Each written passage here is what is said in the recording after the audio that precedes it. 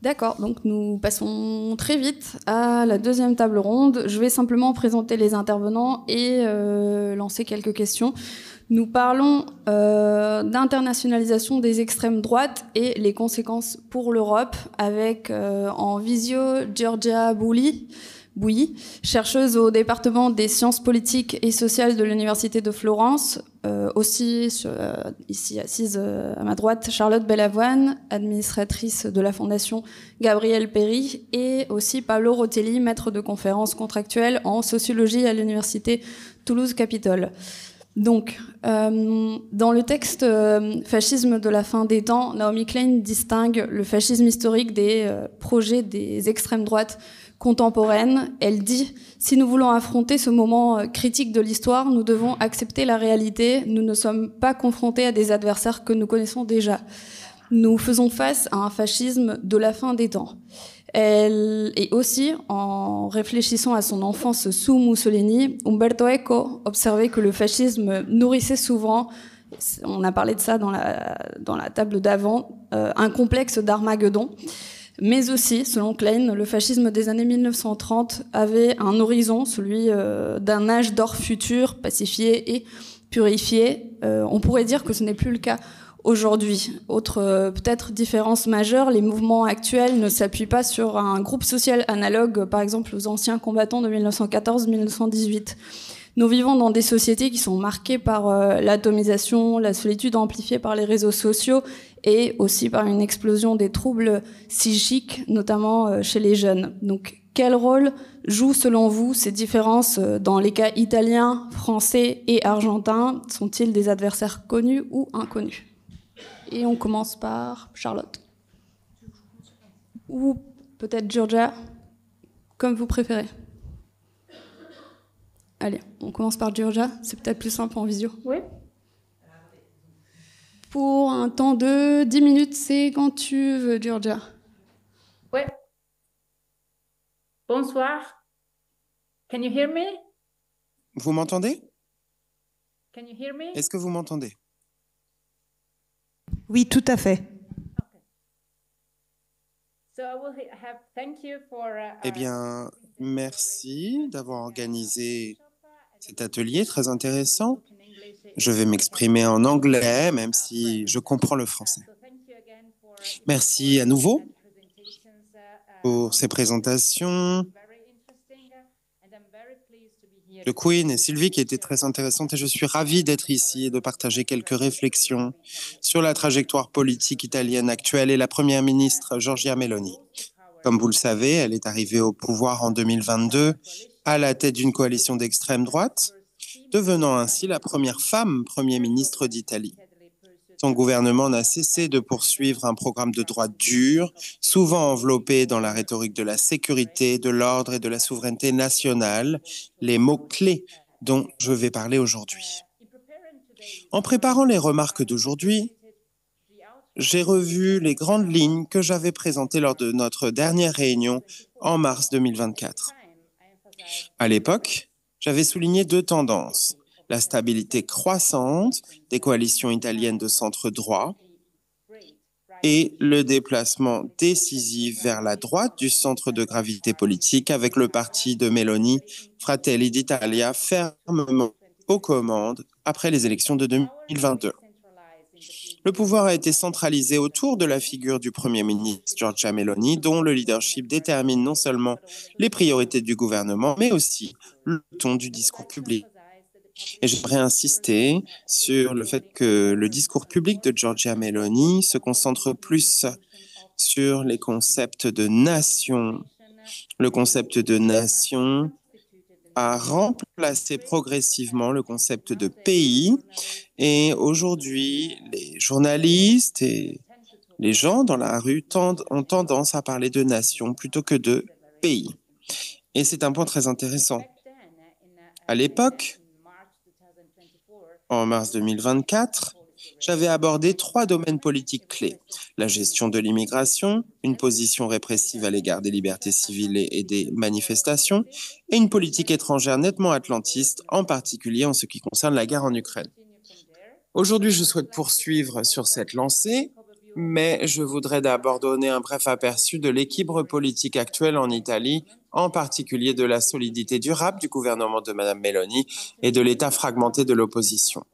Après près de 2 ans et demi de mandat, Mme Meloni conserve un niveau de confiance remarquablement élevé. 44% des Italiens déclarent lui faire confiance, soit 5 points de plus que ceux qui expriment une opinion positive sur le gouvernement dans son ensemble. De plus, les sondages d'opinion sont très concrets et réguliers de ce point de vue. En même temps, 66% des personnes interrogées estiment que l'opposition n'a pas réussi à contrer les orientations du gouvernement. Sur le plan interne, les tensions les plus visibles se manifestent entre Meloni et la Lega de Matteo Salvini, en particulier sur des questions telles que l'immigration et l'alignement international. Salvini a tenté de regagner en visibilité en maintenant l'accent sur ses réformes anti-immigration et en maintenant des positions ambiguës à l'égard de la Russie. Les tensions avec Forza Italia, un parti formé par Berlusconi, sont moins visibles mais toujours présentes, en particulier sur les questions de réforme de la justice. Le soutien de Meloni à une réforme judiciaire défendue depuis longtemps par Berlusconi a aidé à maintenir ces tensions. Pendant ce temps, l'opposition oscille entre les efforts d'unification dans les compétitions électorales et la concurrence interne pour la visibilité, en particulier sur des questions sensibles telles que la paix, les relations internationales et la justice sociale. Les récentes élections locales, comme celles de grandes villes telles que Gênes, ont montré que l'unité est payante entre les deux plus grands partis de l'opposition. Cependant, le leadership du Parti démocratique, le premier des 5 d'opposition, Elly Schlein, et le mouvement 5 étoiles de Giuseppe Conte, fondé par la commission Beppe Grillo, semble encore loin de constituer un front cohérent. Et j'aimerais me concentrer sur 4 aspects clés de la gouvernance de Meloni. Le premier est ce qu'on appelle le décret dit de sécurité et lutte contre les manifestations, qui est devenu loi il y a 2 semaines, la politique migratoire avec une attention particulière pour l'accord avec l'Albanie, la crise de l'opposition politique vue à travers l'échec de référendums clés qui n'ont pas obtenu la majorité le week-end dernier, et l'évolution de la politique étrangère de Meloni, atlantiste, nationaliste et profondément stratégique. Commençons par le décret sécurité et anti-manifestation qui criminalise la dissidence. Ce décret récemment approuvé, qui est devenu loi il y a 2 semaines, connu dans le discours public italien comme Decreto Sicurezza, marque une escalade inquiétante dans la répression de l'État. Il alourdit considérablement les peines pour les occupations d'espaces publics tels que les écoles, universités, lieux de travail, ciblant clairement les activistes climatiques, mouvements étudiants et manifestations ouvrières. Ce qui était auparavant des infractions administratives, comme les blocages de routes et voies ferrées, sont désormais considérés comme des actes criminels passibles de peines d'emprisonnement pouvant aller de 2 ans à 6 ans de prison. La loi, cyniquement surnommée le décret anti-Gandhi par l'opposition, définit même les sit-ins non violents comme des menaces à l'ordre public. Cette loi a été largement sous-estimée par les partis d'opposition et les principaux syndicats lors de cette discussion parlementaire. Seuls les militants de base et les secteurs syndicaux les plus radicaux lui ont opposé une forte résistance. Pourtant, il n'y a pas eu de mobilisation politique ou médiatique nationale à la hauteur de la gravité de l'enjeu. Cette loi n'est pas simplement une réponse à des problèmes d'ordre public. Il s'agit d'une mesure préventive visant à supprimer les dissensions, en particulier celles qui remettent en question les priorités économiques et sociales du gouvernement. Et cela doit être compris comme faisant partie d'une tendance plus large en Europe vers la normalisation autoritaire des politiques de la loi et de l'ordre, où Meloni joue un rôle de premier plan avec une saveur italienne distincte, discréditer le militantisme, effacer les héritages antifatistes et criminaliser la résistance civile. Passons maintenant à la politique migratoire. La migration reste l'un des principaux piliers idéologiques du gouvernement. La politique la plus médiatisée a été l'accord bilatéral avec l'Albanie. En vertu de cet accord, l'Italie a établi et gère 2 centres de traitement des migrants sur le territoire albanais, ce qui constitue une tentative explicite d'externaliser le processus d'asile. Ce modèle est le reflet du plan britannique pour le Rwanda et des propositions danoises en matière d'extraterritorialité, externalisant responsabilité, retardant procédures et envoyant un message clair.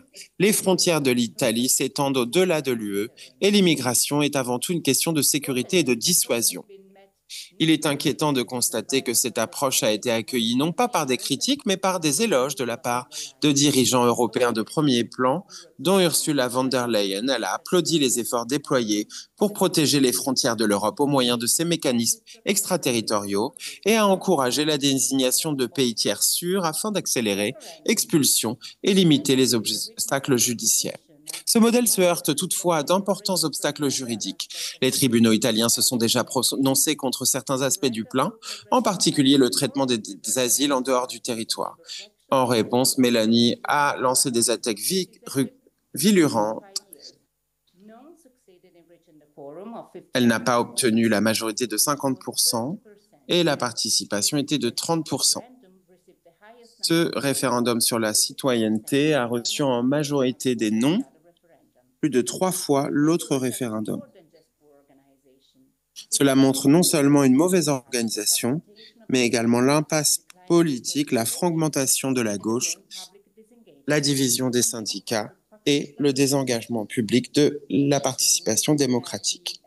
Ce qui est intéressant, c'est que les forces du gouvernement ont lancé un appel à ne pas aller voter pour que le référendum n'obtienne pas le seuil de 50% de participation. Sur la scène internationale, enfin, il s'agit d'un paradoxe. Les racines idéologiques de Mme Meloni se trouvent dans le nationalisme post-fasciste et euroscepticisme. Pourtant, elle a adopté une politique étrangère très pragmatique. Elle s'est notamment positionnée comme une fidèle atlantiste, soutenant fermement l'Ukraine, fournissant une aide militaire et renforçant les liens avec les États-Unis et l'OTAN. Cette position a plusieurs fonctions. Elle rassure les élites occidentales et neutralise les craintes d'une instabilité populiste, confère à Meloni une légitimité internationale et marginalise les coalitions plus extrémistes comme celle de Salvini.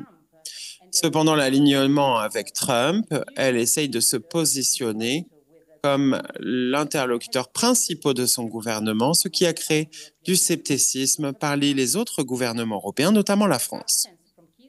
Son absence à des sommets clés, comme celui de Tirana, met encore plus en lumière les tensions entre son positionnement nationaliste et son ambition de leadership européen.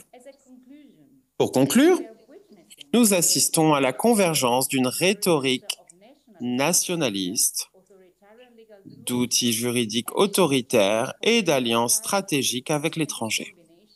Cette combinaison s'avère non seulement efficace, mais aussi durable. L'absence d'alternatives fortes, la fragmentation de la gauche et la faiblesse des syndicats sont autant de facteurs qui contribuent à ce moment. L'Italie, autrefois considérée comme laboratoire du populisme, façonne aujourd'hui l'avenir de la gouvernance nationaliste en Europe. L'Italie a sans aucun doute servi de laboratoire pour une forme de populisme particulièrement résistante et changeante qui se réinvente sous de nouvelles formes. Ce qui distingue la phase actuelle des vagues précédentes de populisme, c'est la gravité accrue du contexte international. Il convient de se demander si la faiblesse du leadership européen aujourd'hui ne risque pas en fait de renforcer plutôt que de freiner l'influence de gouvernements nationaux populistes comme celui de Meloni au niveau national.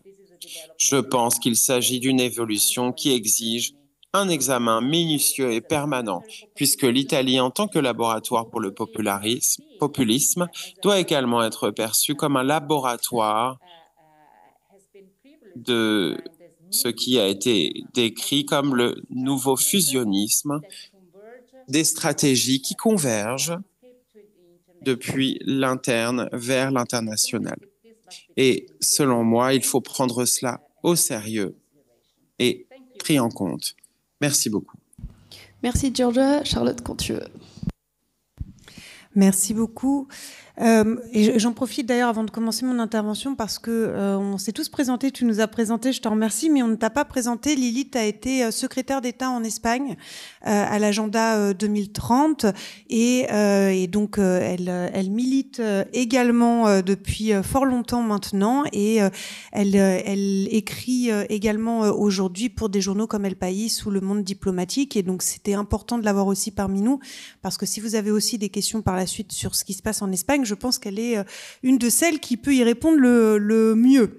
Voilà, donc une fois cela dit, voilà, et on te remercie d'être parmi nous. Tu nous as posé plusieurs questions. La première, c'était finalement les similitudes entre l'extrême droite des années 20 et 30 et l'extrême droite aujourd'hui, ou à l'inverse, les antagonismes qu'il peut y avoir, puisque nous ne sortons pas d'un conflit mondial comme c'était le cas dans les années 30. Je vais commencer par dire qu'effectivement, il existe une multitude d'extrêmes droites et ça a été rappelé dans le premier panel. Il y a à la fois une extrême droite traditionnaliste, religieuse, on va dire, et les tenants aujourd'hui de l'anarcho-syndicalisme, etc. Néanmoins, je crois qu'il y a des similitudes entre la période que nous connaissons aujourd'hui et celle des années 30 et qui expliquent la réémergence et le progrès partout en Europe et en Occident d'une extrême droite ou d'une ultra-droite pour une part. La première, c'est, et ça a été évoqué par une précédente question, la crise systémique dans laquelle nous nous trouvons depuis 2008. Le fait que aujourd'hui, les tenants du grand capital ont du mal à trouver des débouchés économiques et se retrouvent finalement dans une crise où ce qu'ils avaient voulu, la mondialisation et l'externalisation des multinationales, sont aujourd'hui pour une part concurrencés par des pays émergents et ils sont en train de perdre des parts de marché tout simplement. Et dans ce contexte en même temps, en 2008, effectivement, le capitalisme essaye de se régénérer avec des nouvelles industries, etc. Mais néanmoins, la pensée libérale, en tout cas, la pensée néolibérale européenne, est caractérisée par une chose, c'est qu'elle a peu d'imagination. Et en 2008, elle décide de mettre en place des plans d'austérité partout en Europe, de créer une périphérie de l'Union européenne, finalement, entre un centre composé de la France et de l'Allemagne, contre ce qui resterait ce qui serait des parts de marché pour le grand capital allemand à l'intérieur de l'Union européenne, à l'extérieur pour la France avec ses entreprises, notamment militaires et d'armement. Et ça va créer des tensions au sein de la bourgeoisie européenne et des contradictions qui vont s'exprimer dans une première phase par un réveil des bourgeoisies nationalistes et donc une première vague d'extrême droite, on va dire, qui est caractérisée par ce projet nationaliste. Et dans un deuxième temps, ce que nous connaissons aujourd'hui va se rajouter à ce volet nationaliste une autre frange de la bourgeoisie, qui est plutôt la bourgeoisie multinationale et qui aujourd'hui va se doter d'un discours réactionnaire pour finalement conquérir de nouvelles parts de marché, à la fois dans des actions externes, mais aussi dans des actions internes, c'est-à-dire faire baisser les cotisations sociales et faire baisser ce qu'ils appellent, eux, le coût du travail. Je le dis parce que, évidemment, on ne peut pas dire que des tenants aujourd'hui en France de l'extrême droite ou qui financent l'extrême droite, comme le sont Bolloré, par exemple, on peut pas dire que c'est uniquement une bourgeoisie nationale. Évidemment, il est un des premiers à avoir bénéficié des bienfaits de la mondialisation et de l'exploitation impérialiste. Et donc, du coup, il y a aujourd'hui, finalement, des franges de plus en plus importantes de la bourgeoisie qui se rallient à un projet extrémiste, d'extrême droite, tout simplement pour sauver ce qu'est le capitalisme. Je le dis parce que pour nous, en tant que marxistes, l'extrême droite aujourd'hui, ça n'est pas un dommage collatéral du système, c'est bien le fruit du système lui-même. Et je crois que ça a été rappelé par les différents intervenants. C'est quelque chose que nous partageons, mais je pense que c'est important de le répéter.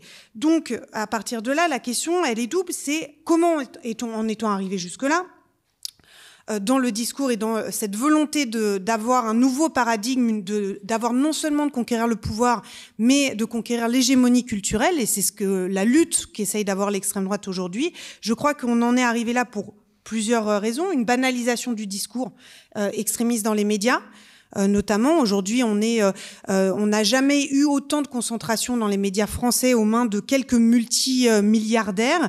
Donc j'ai cité Vincent Bolloré, on pense évidemment à Bernard Arnault, ou à quelqu'un comme Pierre-Édouard Stérin, qui vient aujourd'hui de racheter en toute opacité un certain nombre de chaînes de télé et qui en met en œuvre d'autres, et qui sont vraiment les tenants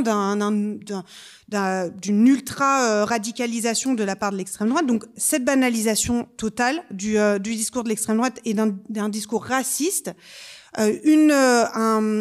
un corpus idéologique qui ressort le racialisme du début du XXe siècle, c'est-à-dire considérer qu'il y a finalement différentes races et que la race blanche serait au-dessus, que les chrétiens seraient au-dessus de tout. Donc ce discours qui vise à finalement aller contre le multilatéralisme et contre l'universalisme que défend normalement la gauche et une partie de la droite républicaine en France. Et puis il y a 3 caractéristiques aujourd'hui donc à l'extrême droite. Je l'ai dit, la question raciste, la question de la violence. L'extrême droite aujourd'hui est une extrême droite qui est violente, et ça c'est le cas en Occident de façon générale comme dans d'autres pays.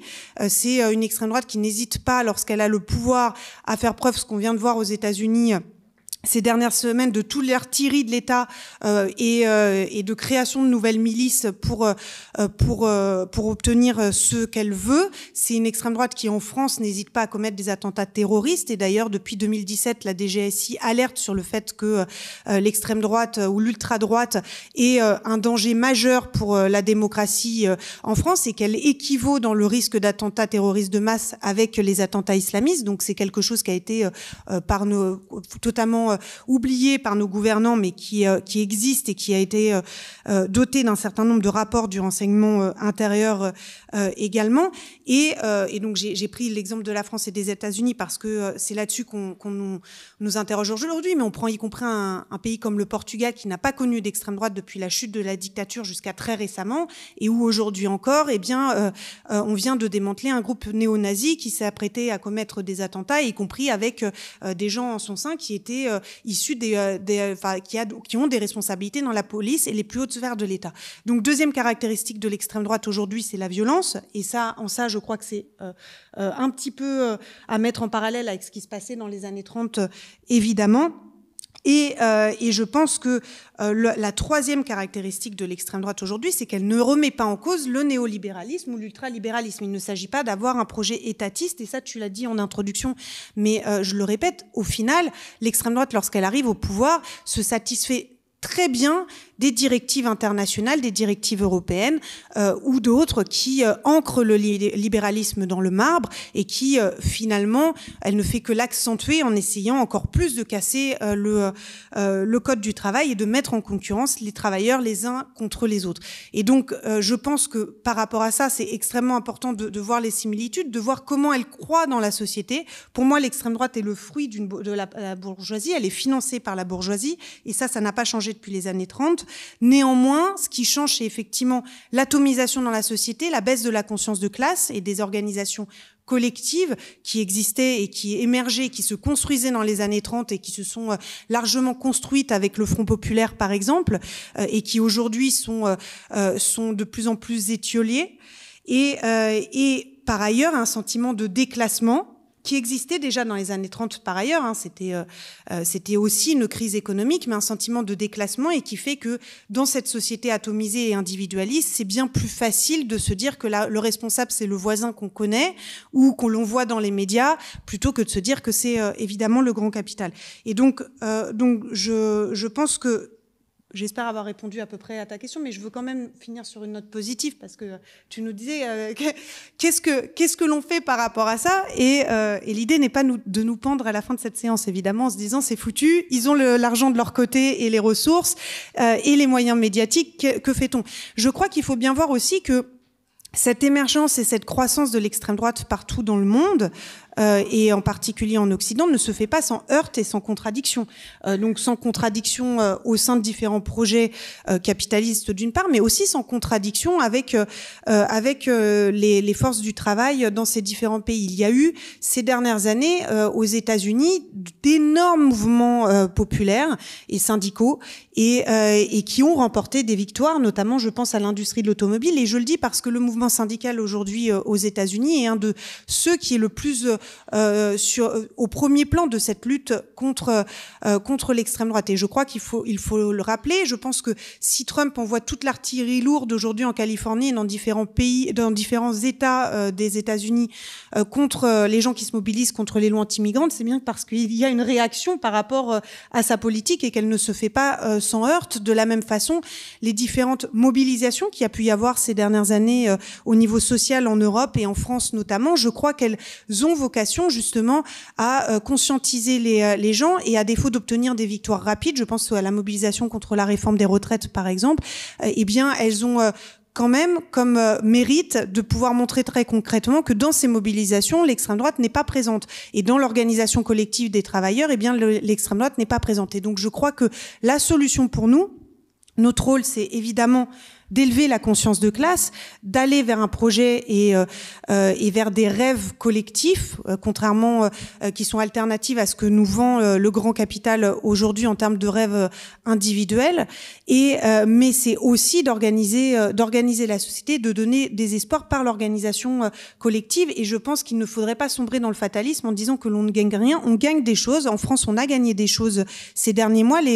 L'organisation collective des travailleurs a permis dans différents secteurs de mettre fin à des délocalisations, de proposer des projets alternatifs à ce que le grand capital voudrait et d'obtenir des hausses de salaire dans un certain nombre de secteurs. Je vais en citer juste un et je vais en finir là-dessus, qui va vous paraître totalement anecdotique, mais on le disait tout à l'heure, l'extrême droite s'alimente de cette rhétorique guerrière et de cette rhétorique de fin du monde que l'on a aujourd'hui. Et donc la réponse que fait aujourd'hui nos gouvernants par rapport à cette rhétorique, c'est de dire toujours plus d'argent dans l'industrie de l'armement. Il faut préparer la guerre.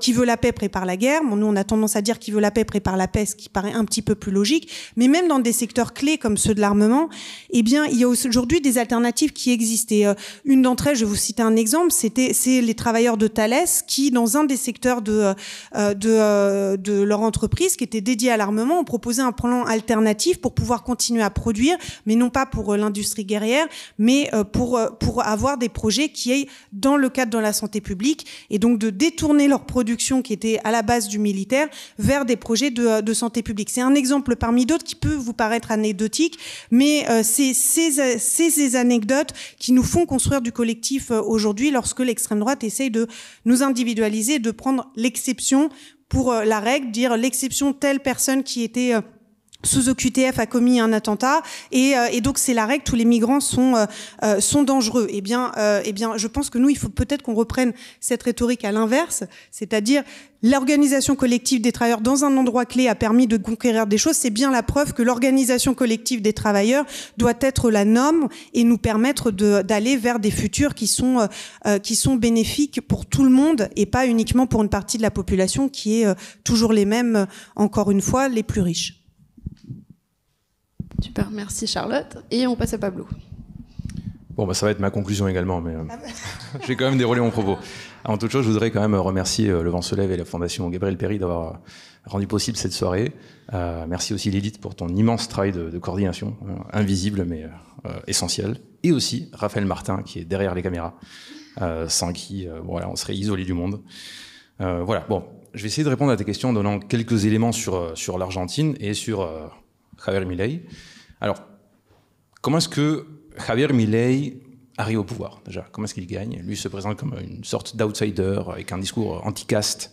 Alors pour lui, la caste, c'est pas du tout la bourgeoisie, c'est tous les fonctionnaires d'État, les syndicalistes, etc. Donc dès que vous touchez un centime d'argent public et que vous êtes salarié, vous faites partie, pour Javier Milei, de la caste, ce qui ne l'a pas empêché de remplir ses nouveaux mystères de copains à lui. Hein. Mais bon, là, pour le coup... Pendant la campagne, il se présente donc comme ni de droite ni de gauche, un grand classique, et il multiplie des saillies, les unes plus scandaleuses que les autres, qui font mouche, hein. Alors que beaucoup, j'en faisais partie, pensaient que ça allait complètement le cornériser, et voilà, il allait passer pour se compenser qu'il était. Notamment des choses du style, voilà, il dit un jour dans une émission de télévision qu'il veut privatiser les trottoirs parce que les trottoirs seraient mieux gérés s'ils étaient privatisés. Bon, voilà. Vous imaginez le truc quand même. Oui. Il a eu une autre sortie aussi sur la démocratie. Il dit bon, c'est pas le meilleur système. Bon, dans un pays comme l'Argentine, hein, qui a connu de très nombreuses dictatures, c'est très lourd de sens quand même. et aussi une sortie lors d'une émission sur le trafic d'organes, légalisation totale du trafic d'organes au nom de la liberté totale de marché. Hein. Donc sa grande devise, c'est tout le monde est libre de faire ce qu'il veut du moment où ce n'est pas l'État qui paye. Vous appliquez ça à la santé et ça donne, bon, bah, ton cancer, c'est pas mon problème, hein, c'est pas moi qui va payer, quoi. Bon, on verra ensuite que ce discours est en réalité fonctionnel à autre chose, hein, c'est pas juste de l'idéologie désincarnée. Au premier tour, il ne fait que 30%. Le candidat qui arrive en tête du premier tour, c'est le candidat péroniste, centre-droit, centre-gauche, Sergio Massa, j'y reviendrai, qui lui fait 37%, et la dernière qui arrive, la troisième position, Patricia Bullrich, représente en réalité les intérêts de la droite traditionnelle classique, de la bourgeoisie terrienne, de la haute bourgeoisie industrielle, etc. Donc vraiment la bourgeoisie traditionnelle argentine, quoi. Qui vote pour lui au premier tour? Qui sont les électeurs, le cœur de l'électorat de Milei? Eh bien, ce n'est pas la haute bourgeoisie, ce ne sont pas les secteurs concentrés de pouvoir, c'est avant tout les ni-ni. C'est quelque chose qui a été théorisé par Andrés Ruggeri, qui est anthropologue, enseignant-chercheur à l'université de Buenos Aires. Et lui, il emploie l'expression de prolétariat contre lui-même. Hein. Ce sont ceux qui ne sont pas assez pauvres pour faire partie de ceux qui vont recevoir des subsides publics, et donc qui se rapprochent de ces organisations, etc. Et ceux qui ne sont pas assez insérés pour être syndiqués, pour profiter... il n'y a pas de sécu universelle en Argentine, hein. Et donc pour être couvert par la sécu, etc. Donc lui, il calcule qu'il y a environ 5-6 millions de personnes dans ce cas-là, et c'est un petit peu l'éléphant qu'on n'avait pas vu. Hein. D'ailleurs, sur un article qui s'appelle « L'éléphant qu'on n'a pas vu ».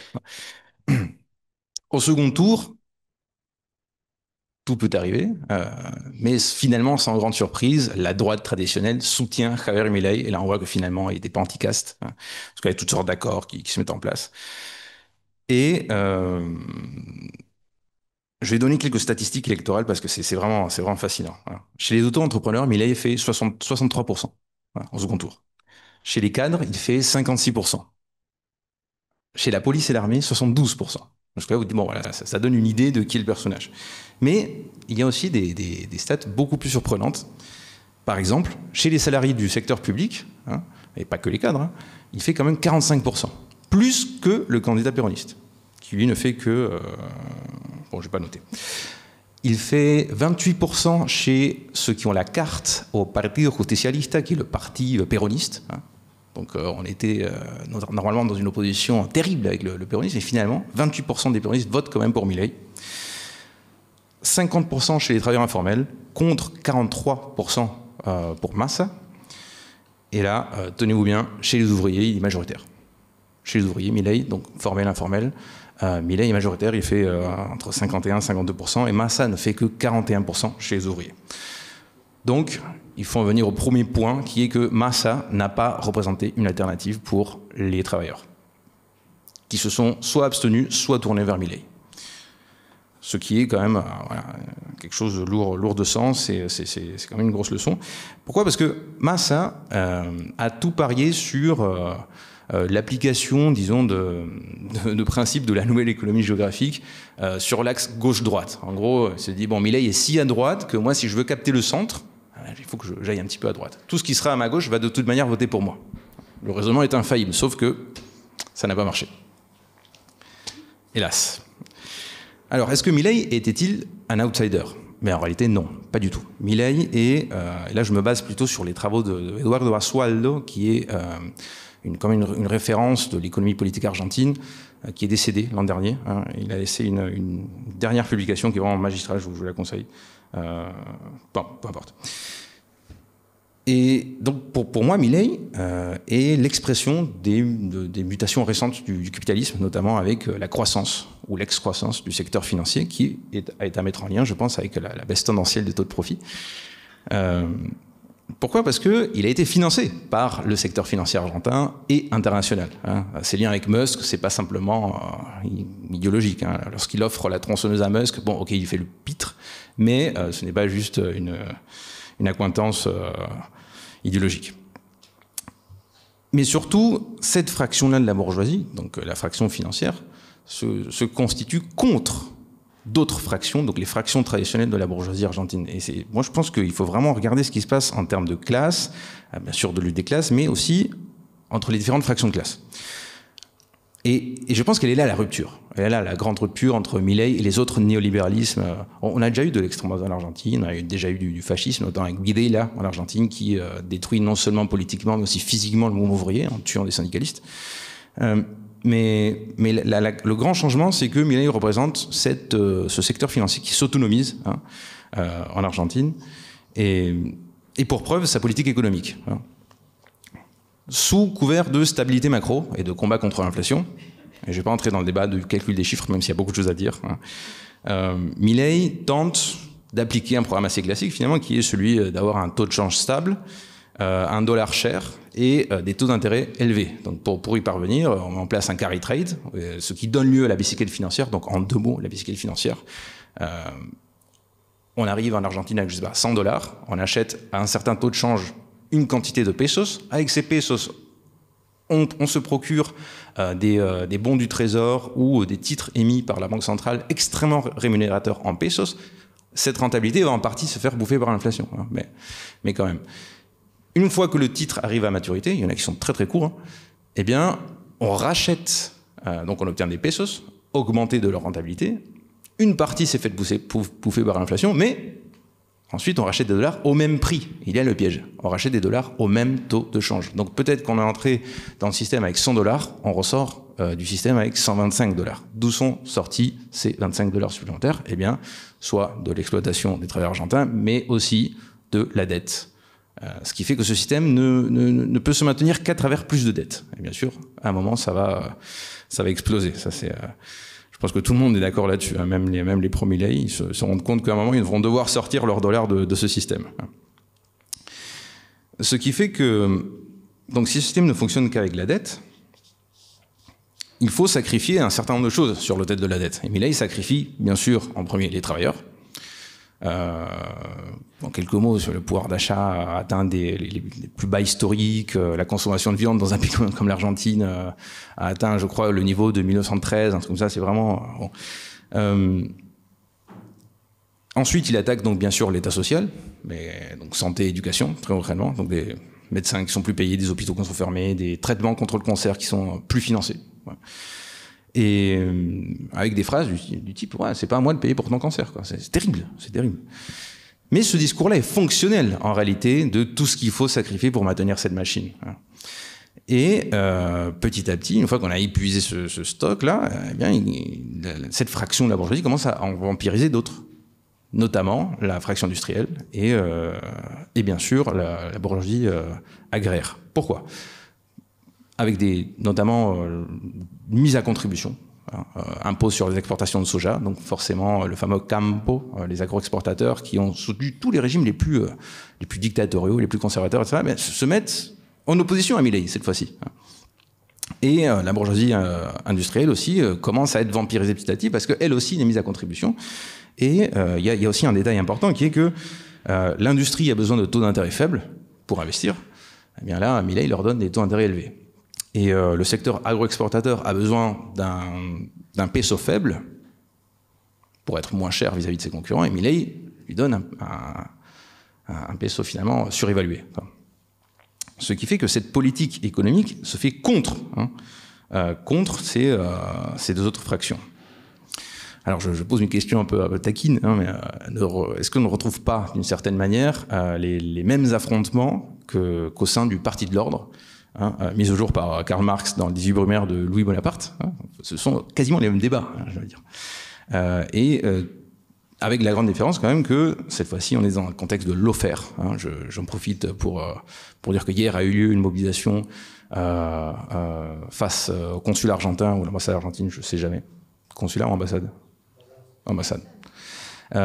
Pour dénoncer la condamnation de Cristina Kirchner sans vraiment de preuves. Enfin, c'est un débat là aussi, mais bon, si vous voulez, on en parle. Et donc, pour répondre à ta question, que faire? Moi, j'ai pas la réponse évidemment, mais pourquoi ne pas regarder ce qui a déjà fonctionné, notamment l'organisation du mouvement ouvrier. Plutôt, le mouvement ouvrier organisé en Argentine a fait tomber des dictatures, avec des épisodes comme El Cordobazo. Et la particularité de l'Argentine, c'est qu'on a aussi un para-mouvement ouvrier, qui sont les travailleurs qui s'identifient comme les travailleurs mais qui ont perdu leur emploi, qui s'organisent et qui tentent de rejoindre le mouvement ouvrier. En Argentine, on a un problème, c'est qu'actuellement, la CGT, en tout cas la direction de la CGT argentine, qui n'a rien à voir avec la CGT française, elle brille par son silence. Il n'y a quasiment pas d'opposition de ce point de vue-là à Milei. Peut-être parce que on est désemparé, le choc était trop rapide. Mais en tout cas, oui, je ne peux que conclure la même chose que toi. Enfin, la réponse vient de l'organisation des travailleurs. Bon, voilà, j'ai fini. Merci Pablo. Bon, on a largement le temps maintenant, donc on peut faire un tour de questions. Si vous avez encore de la force, je vois un peu vos têtes là. Allez, William. Bonsoir. C'était une question notamment pour Pablo, puisque c'est le défaut de souvent on pose des questions qui s'adressent un peu à la dernière personne qui a parlé, mais j'avais envie d'être un peu provocateur. Mais est-ce qu'on peut pas dire que Milei est pas le fasciste le plus bête du monde, dans le sens où le système économique et monétaire sur lequel il s'appuie, que tu viens de décrire, est quand même destiné à s'effondrer assez vite, et en fait tout ce que tu as décrit, c'est la finance, y compris étrangère, qui dévore le pays petit à petit, même à une vitesse assez rapide. Alors certes, évidemment, il y a certaines faiblesses. Enfin, t'as pas fait forcément un état des lieux de la lutte des classes actuellement en Argentine, mais ce qui peut être intéressant.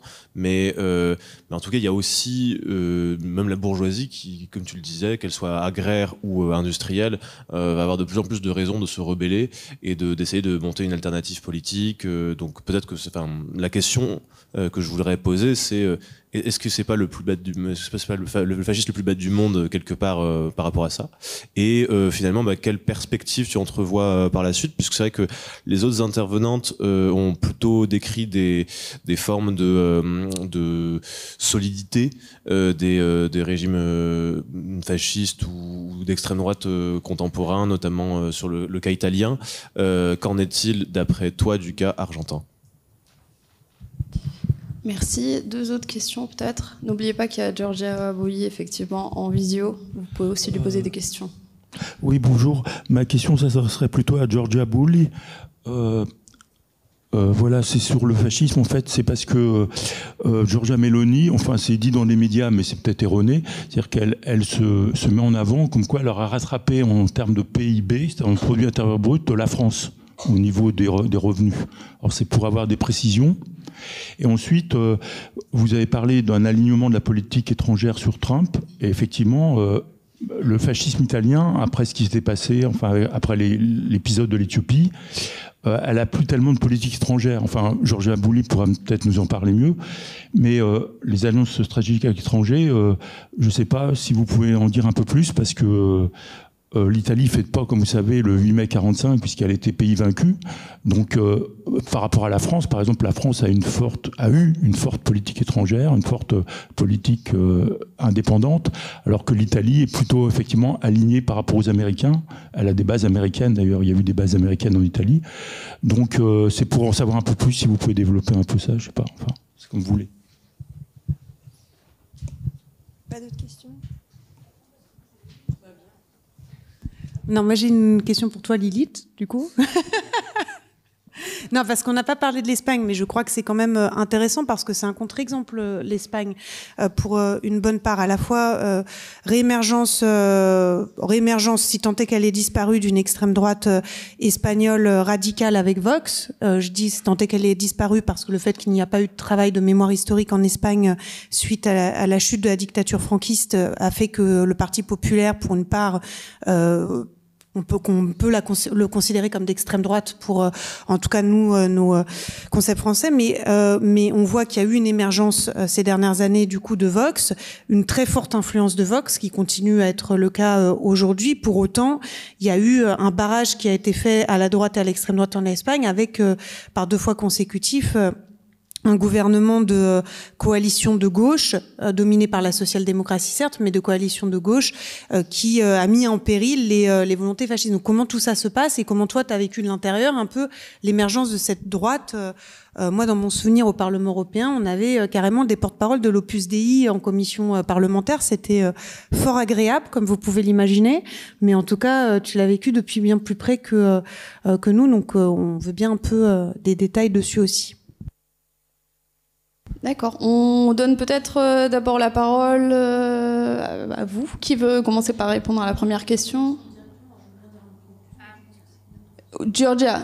Si. If I can reply immediately because I am Go. in a Oui, library oui, that is oui. going to close in 2 minutes. Moi, je veux bien répondre parce que le Zoom est temps fermé. Donc, merci infiniment pour cette question. C'est une question très intéressante, notamment pour ce qui est de la position du gouvernement Meloni, pour donc notamment la position de Meloni par rapport à Trump et les États-Unis. Alors, en fait, Meloni, elle essaye de se représenter ou de se faire un peu le pont finalement entre les États-Unis et l'Union européenne, notamment parce qu'on le sait, hein, il y a des tensions entre ces deux blocs depuis l'élection de Donald Trump. Mais ce qui est particulièrement intéressant d'un point de vue historique, c'est qu'il faut bien comprendre ou bien se souvenir que le parti dont Meloni est à la tête vient vraiment d'un parti post-fasciste. Et ce qui est très important pour ce qui est du post-fascisme en Italie, c'était notamment l'anti-américanisme. C'est ça qui est intéressant, en fait, le fait d'observer que quelqu'un qui était à la tête d'un parti post-fasciste soit au final complètement retourné sa veste et maintenant se met en tête justement de mettre en place d'avoir une politique étrangère. Et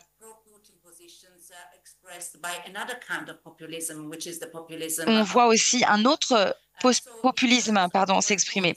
Donc en fait, pour ce qui est de politique étrangère, aujourd'hui, on voit qu'en Italie, Meloni, voilà, elle se présente comme ce fameux pont entre les États-Unis et l'Union européenne, bien qu'il y ait encore pas mal de tensions au sein même du gouvernement. Parce qu'on peut le voir, et j'ai cru comprendre aussi que la Ligue de Salvini représente bien évidemment l'extrême droite. Et on voit aussi qu'il aimerait faire de la politique étrangère. Et ce que l'histoire nous dit en Italie, c'est que voilà, on a pu observer toute cette période post-fasciste ces dernières années. C'est là-dessus que Meloni se base.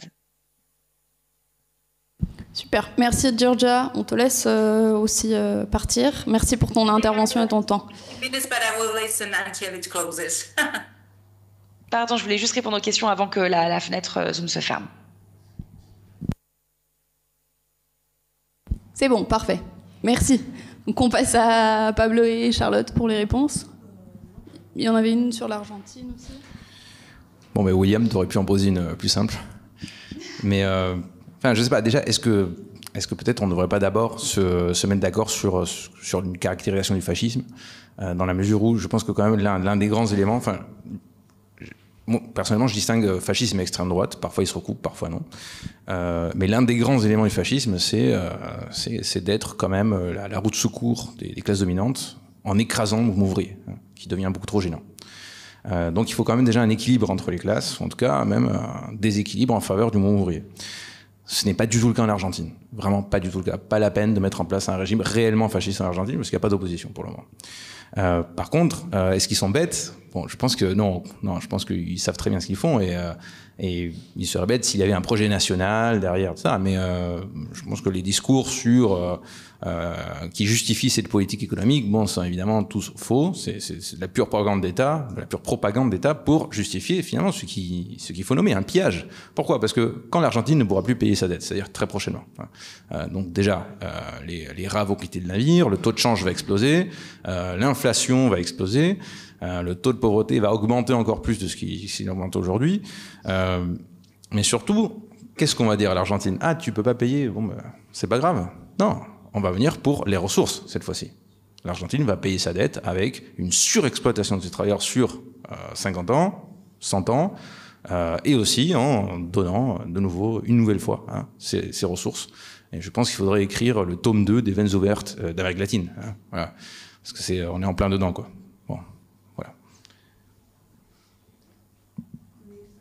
Je pense que tu viens de mettre le doigt sur quelque chose qui est fondamental. C'est à la fois le fait que l'extrême droite s'organise aujourd'hui d'un point de vue international, mais que fondamentalement les différents partis d'extrême droite vont à terme avoir des contradictions entre eux et ne pas avoir les mêmes intérêts. Et je crois que là-dedans, la question de l'accaparement des ressources est absolument fondamentale, à la fois dans la lutte au niveau international entre les États-Unis et la Chine pour la conquête de ces ressources et des minerais rares notamment. Aujourd'hui, la Chine détient 80% des terres rares et l'offensive de Trump au niveau international ne peut être compris que dans cette volonté de rattraper son retard. Et de la même façon, au niveau européen, les différents projets d'extrême droite nationaliste vont à un moment donné rentrer en contradiction. Lorsque on a à la tête de la Hongrie quelqu'un qui est un nostalgique de la Grande Hongrie et qu'aujourd'hui on a élu il y a quelques jours en Pologne un président qui a aussi des velléités hégémoniques d'un point de vue territorial, eh bien à un moment donné tout ça va évidemment rentrer en contradiction les uns avec les autres. Et donc on parle de Mélanie évidemment très rapidement. Ces projets risquent de rentrer en contradiction avec les volontés de l'extrême droite française par exemple. Donc je crois qu'il n'y a pas d'unité au niveau de l'extrême droite. En revanche c'est effectivement la roue de secours du capitalisme et je crois que tu l'as très bien dit, donc je vais m'en arrêter là pour une conclusion, mais par contre à toi aussi de faire la tienne, Lilith. D'accord. C'est vrai que l'Espagne est un peu le dernier bastion de gauche. Il y en a d'autres, mais disons que le panorama européen n'est pas dans son meilleur moment. Pour vous faire simple et très vite, la droite espagnole, nous on n'a pas eu un dictateur qui est mort parce que le peuple ou parce que la guerre, mais il est mort dans son lit. Donc ça veut dire qu'il n'y a pas eu de rupture réelle avec l'extrême droite ou la droite franquiste espagnole, ce qui fait qu'il y a eu 6 ministres d'extrême droite dans le premier gouvernement démocratique, dans le procès de transition, disons, à la démocratie dans notre pays. Après, la droite espagnole se divise entre le Parti populaire, qui serait plus les républicains, UMP, macronisme de temps en temps, et une extrême droite qui prend un peu de partout, qui a quand même une caractéristique... c'est une droite plus catholique, une extrême droite plus catholique, donc contre l'avortement, contre le mariage homosexuel, etc., et qui copie dans les formes les extrêmes droites de l'Amérique latine. Une extrême droite notamment libérale, pas de protectionnisme, pas de défense ni dans le discours ni dans les votations de l'Assemblée, de droits sociaux, rien qui puisse lui ressembler. Et c'est vrai que maintenant, elle repousse, disons, une chronologie très rapide. L'Espagne, vous savez que c'est, je pense aussi, un des peu pays de l'Europe qui a eu une expérience populiste qui s'est plus ou moins bien aboutie, dans le sens où on a gouverné depuis, Podemos, Unidas Podemos, la gauche, mais aussi le Parti communiste, Izquierda Unida, les écologistes, etc., ont gouverné depuis presque maintenant 8 ans. Maintenant, c'est le deuxième gouvernement de coalition. On dit que celui d'avant était le premier en temps de démocratie, donc c'est la première fois que des gens de gauche, comme nous, sont au gouvernement en Espagne, en période démocratique. Donc c'est quand même quelque chose d'exceptionnel et de remarquable. Peut-être que quelque chose, pour répondre à ma propre question avant, moi j'ai un peu l'impression que une chose qu'a bien fait les gouvernements qu'ont bien fait ces deux gouvernements de gauche en Espagne, même si effectivement c'est des gouvernements avec une majorité socialiste, donc il faut tout le temps pousser le Parti socialiste à faire certaines choses, et ça finit pas toujours si bien que ça. C'est que nous, on a essayé d'en finir avec ce débat dualiste entre les politiques identitaires et les politiques matérielles ou économiques, disons. Et je pense que c'est aussi important de devenir une gauche décomplexée, au sens où on défend ce qu'on défend, et il faut de l'audace, et il faut dire les choses telles qu'elles sont. Eux, ils se cachent pas. c'est pas qu'ils soient bêtes, c'est qu'ils ont compris que la forme est importante aussi en 2025 et la façon dont on dit les choses et comment on se dirige aux gens est aussi très importante. Et que nous, on est là à débattre et débattre pendant des heures et qu'il nous faut quand même un peu de force de temps en temps. Après, c'est vrai que comme par hasard, il y a eu toutes ces embrouilles et guerres fratricides de la gauche. Et moi, j'ai quitté mon parti. Je milite encore, je fais de la politique, mais je ne suis plus dans la politique de parti. Et on verra comment ça se finit, mais entre les guerres fratricides de la gauche et le Parti socialiste au gouvernement qui vient d'avoir toute une trame de corruption avec de la prostitution et des contrats pendant la Covid et de l'argent qui a été le ministre de Transport principalement, qui a, on dirait, volé dans ces contrats. Mais je pense que le problème aussi, c'est qu'il y a une sorte de grande désaffection entre le peuple espagnol. La classe politique devient de plus en plus un problème. Et en plus, on est dans une période froide dans laquelle on ne peut plus exiger aux gens de sortir dans la rue, se manifester, soutenir son gouvernement, lutter ou faire face à l'extrême droite. Donc effectivement, Vox repousse. On verra ce qui se passe dans les prochaines élections présidentielles en Espagne. Moi, je touche du bois parce qu'il nous faut vraiment des gouvernements de gauche, pareil pour la France. Donc on verra. Et bon, merci à tout le monde.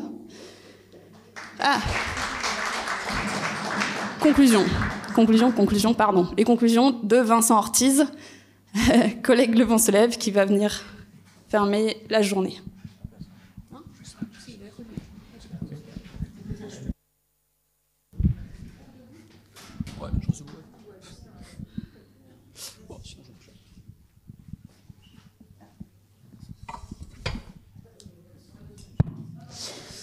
Oui, comme l'a dit Charlotte en introduction, le but de cet événement était d'effectuer une analyse matérialiste de la progression de l'extrême droite et de son intégration au système, donc de refuser toutes ces analyses qui en font un phénomène surgi des bas-fonds populaires qui seraient issus des passions tristes des classes inférieures et qui soudain surgiraient sur la place publique.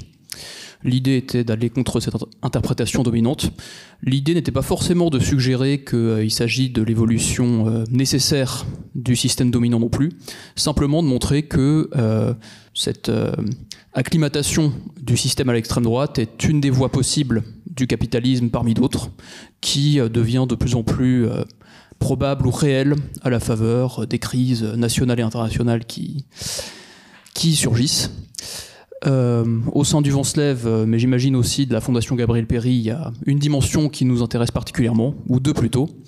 D'une part, c'est le rapport des extrêmes droites à la construction européenne, puisque l'ensemble ou la quasi-totalité des mouvements d'extrême droite naissent d'une manière ou d'une autre sous la forme d'une contestation du cadre européen sous toutes ses dimensions. Et on observe systématiquement que suite à leur arrivée au pouvoir, sans aucune exception, toutes les extrêmes droites qui arrivent au sein d'un parlement s'acclimatent d'une manière ou d'une autre à l'ordre européen et abandonnent toute perspective de rupture à l'égard de cet ordre. L'autre dimension qui a été évoquée et sur laquelle on organisera sans doute des événements l'an prochain, c'est le rapport un petit peu conflictuel de l'extrême droite américaine à sa politique étrangère, dans la mesure où elle est tendanciellement en lien avec des fractions isolationnistes, des demandes isolationnistes au sein de la population, mais que de la même manière, de manière symétrique à ce qui se passe en Europe, lorsqu'elle se rapproche du pouvoir, elle évolue vers une politique étrangère de plus en plus interventionniste. Et la séquence actuelle, au cours de laquelle les États-Unis soutiennent l'agression israélienne contre l'Iran et, semble-t-il, vont l'appuyer directement, illustre sans doute ce phénomène. En attendant l'année prochaine, donc, où seront organisés des événements sur ces thématiques, merci aux intervenants, merci à Raphaël Martin pour la captation de la vidéo et merci à la Fondation Gabriel Péri.